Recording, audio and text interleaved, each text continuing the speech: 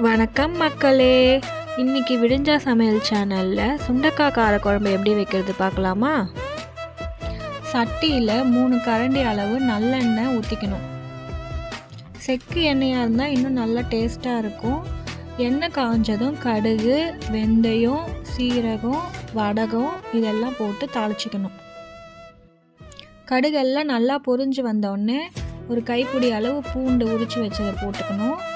அதுக்கப்புறம் சின்ன வெங்காயம் ஒரு 3 கைப்பிடி அளவுக்கு போட்டுக்கணும். வெங்காயமும் பூண்டும் நல்லா வதங்கி வர அளவுக்கு எண்ணெயிலே சுருண்டு வர அளவுக்கு விட்டுறணும்.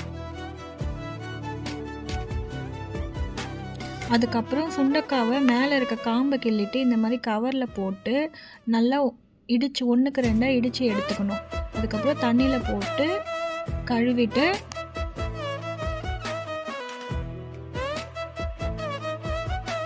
வெங்காயம் வதங்கினதுக்கப்புறம் சுண்டைக்காவையும் அதிலே போட்டு நல்லா சுருளை வதக்கி விடணும்.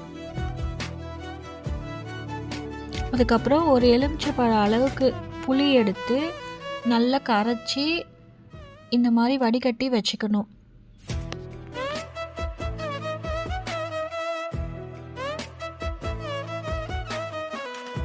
அடுத்து ஒரு 2 தக்காளி மீடியம் சைஸ் தக்காளியாக எடுத்து நல்லா புளியிலே கரைச்சி விட்டுக்கணும்.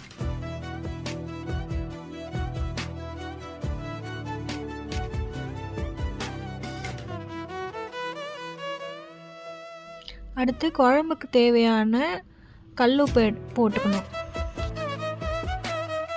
அடுத்து 1/4 ஸ்பூன் மஞ்சத்தூள்,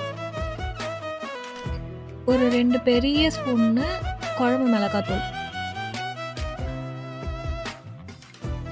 இது எல்லாத்தையும் புளி தண்ணியோடு நல்லா கரைச்சி எடுத்துக்கணும். தேவையான அளவு தண்ணி ஊற்றி வெங்காயம், சுண்டைக்காய், பூண்டு எல்லாம் வதங்கினதுக்கப்புறம் கரைச்சி வச்சுருக்க புளி தண்ணியை சட்டியில் ஊற்றிடணும்.